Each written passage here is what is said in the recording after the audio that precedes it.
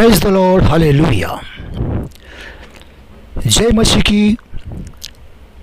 और आप सभी को प्रभु यीशु के पुत्र नाम में सलाम। मैं पास्टर महेश फिर से एक बार आपके सामने परमेश्वर का वचन लेकर के आया हूँ। कल ही मैंने एक वीडियो अपलोड किया था और आज फिर से एक बार पुत्र आत्मा ने मेरे हृदय पर ये बोझ दिया और परमेश्वर का वचन लेकर के फिर से एक बार आपके सामने मैं आया और मैं कोशिश करूंगा कि मैं रोज़ कुछ न कुछ परमेश्वर के वचन से यहाँ पर अपलोड करता रहूँगा। तो आज मैं यीशु मसीह के आगमन पर ही आगे बात बढ़ाते हुए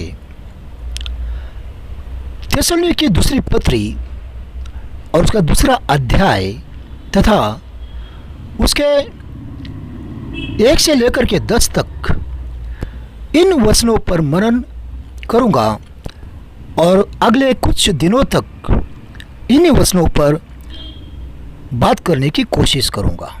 मेरे पास में जो प्रभु ने विषय दिया है, मैं जानता हूं कि ये विषय बहुत बड़ा है और इस कारण मुझे ये कोशिश करनी पड़ेगी कि मैं ज़्यादा से ज़्यादा वीडियो अपलोड करूं, तब जाकर के शायद ये विषय जल्द पूरा होगा। तो दूसरा थिस्सलुनीके और उसका दूसरा अध्याय मैं 1 से लेकर के 12 तक पढ़ता हूँ। हे भाइयों, अब हम अपने प्रभु यीशु मसीह के आने और उसके पास अपने इकट्ठे होने के विषय में तुमसे विनती करते हैं कि किसी आत्मा या वचन या पत्रों के द्वारा जो कि मानो हमारी ओर से हो, या यह समझ कर के प्रभु का दिन आ पहुंचा है, तुम्हारा मन अचानक अस्थिर न अचानक अस्थिर न हो जाए और न तुम घबराओ, किसी रीति से किसी के धोखे में न आना, क्योंकि वह दिन न आएगा जब तक धर्म का त्याग न हो ले और वह पाप का पुरुष अर्थात विनाश का पुत्र प्रकट न हो, जो विरोध करता है और हर एक से जो ईश्वर या पूज्य कहता है अपने आप को बड़ा ठहराता है, यहाँ तक कि वह परमेश्वर के मंदिर में बैठकर अपने आप को ईश्वर ठहराता है। क्या तुम्हें स्मरण नहीं कि जब मैं तुम्हारे यहाँ था तो तुमसे ये बातें कहा करता था,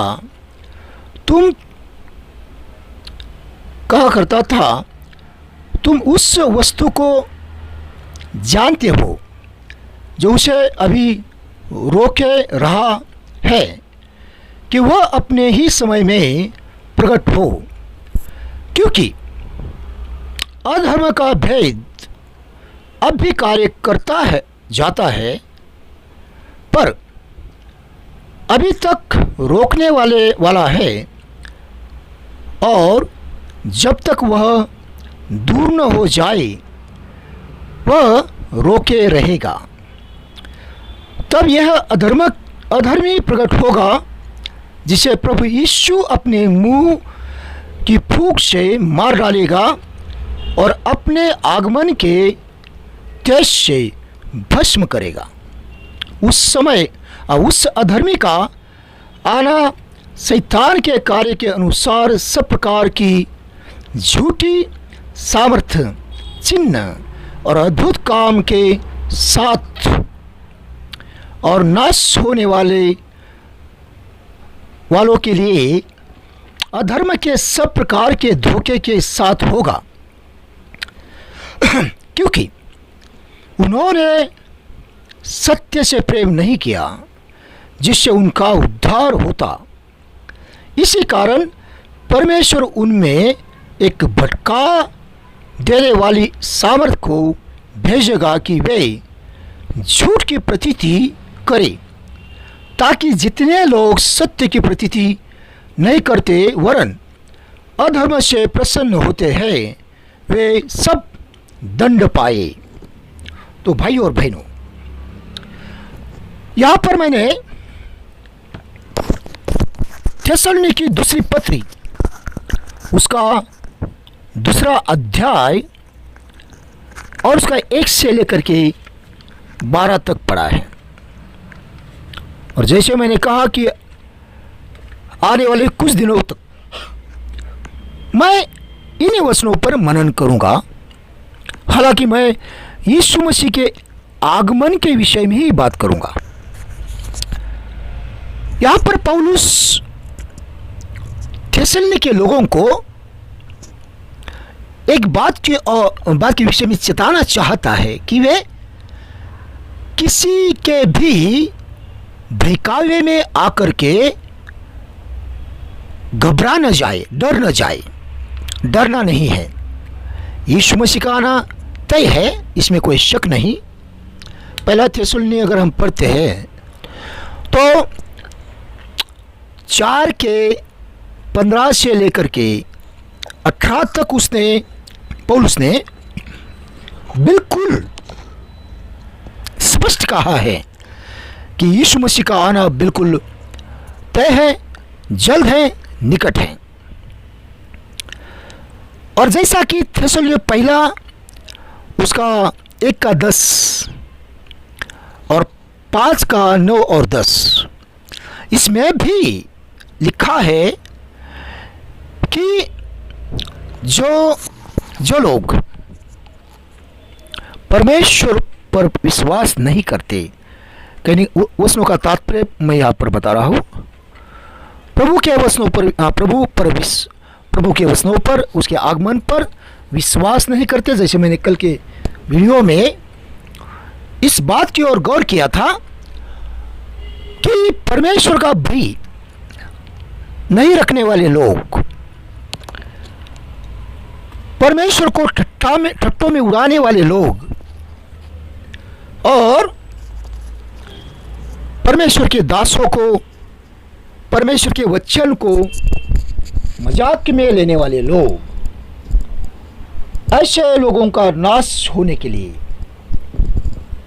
परमेश्वर दंड की आज्ञा देगा। भले यीशु मसीह आकर के अपने लोगों को लेकर के जाए या फिर समय बढ़ा करके दे, दोनों भी सूरतों में इन लोगों का दंड पाना तय है। तो उसी तरह से यदि हम पहला थिस्सलुनी उसका पहला अध्याय और उसका 10 पढ़ते हैं तो वहां पर भी ये लिखा है कि ऐसे लोग दंड पाएंगे। पहला थिस्सलुनी उसका पहला अध्याय और उसका 10 मैं पढ़ता हूं, हिंदी में पढ़ता हूं। पहला थिस्सलुनी उसका पहला अध्याय और उसका 10वां वचन।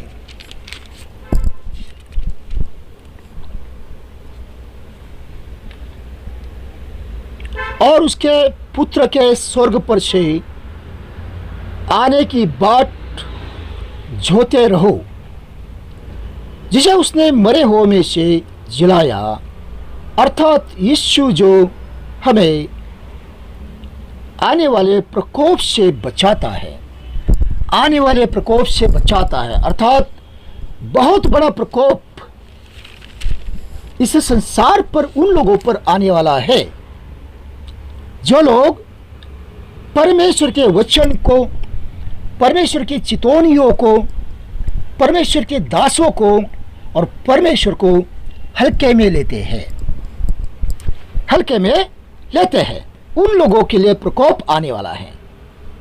और पहला थिस्सलुनीकि 5वां अध्याय 9 और 10, क्योंकि परमेश्वर ने हमें क्रोध के लिए नहीं परंतु इसलिए ठहराया है कि हम अपने प्रभु यीशु मसीह के द्वारा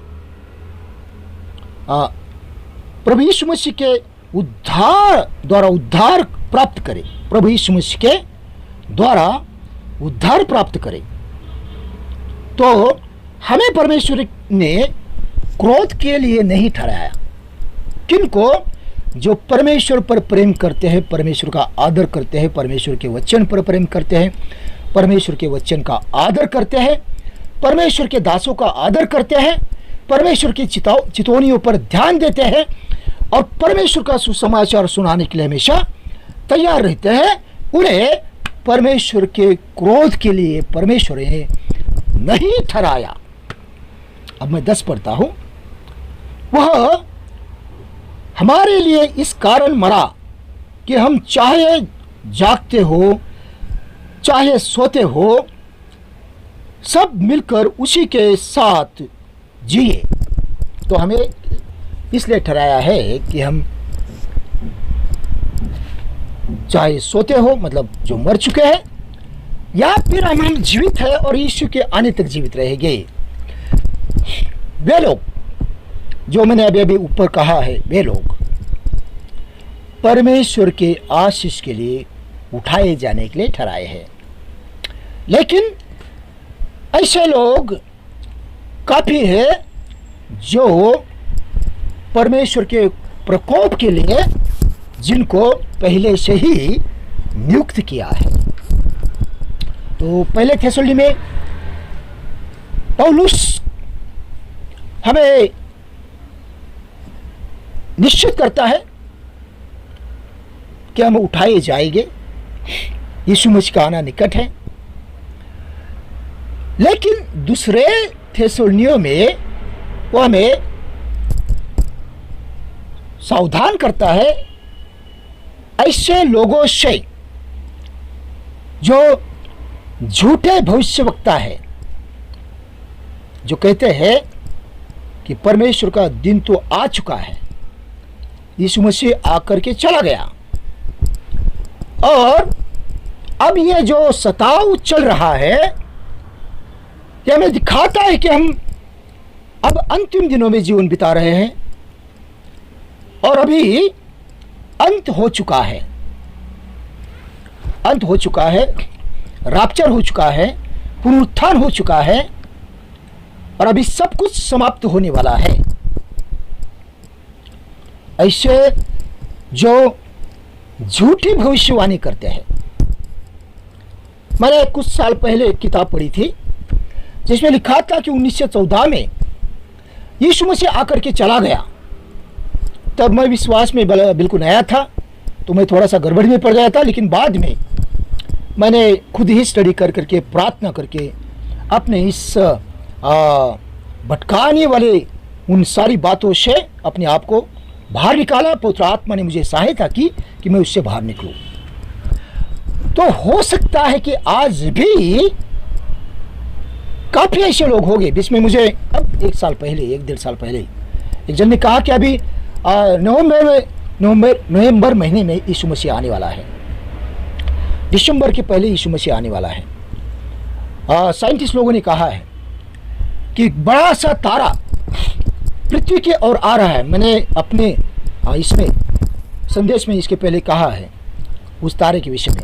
इसकी भविष्यवाणी, इसका दृष्टांत मुझे साइंटिस्ट लोगों को ये तारे दिखाई देने से कुछ 1 महीना पहले मुझे दृष्टांत हुआ था कि बहुत बड़ा तारा पृथ्वी की ओर आ रहा है। और मेरे दृष्टांत के बाद मैंने लोगों को बताना चालू किया। उसके बाद कुछ 1-1.5 महीने के बाद में साइंटिस्ट लोगों को भी वह तारा दिखाई दिया।